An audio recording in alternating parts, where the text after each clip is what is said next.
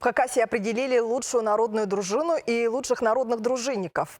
Победителями в обеих номинациях среди городов стали добровольные помощники полицейских из Абакана. Причем в конкурсе «Лучший дружинник» они забрали все 3 призовых места. Победители определяли по нескольким критериям: количество раскрытых преступлений, выявленных правонарушений и число проведенных профилактических бесед. Конкурс проводится уже 5-й год. Всего в Хакасии почти 1000 народных дружинников. Отряды добровольцев есть во всех городах и районах.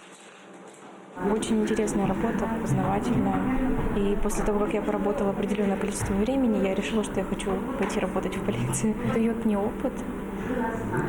Какие-то бывают на вызове сложные ситуации, и этот конфликт разрешается с помощью полиции. Ты уже как-то набираешься знаний и понимаешь, как можно в той или иной ситуации поступить.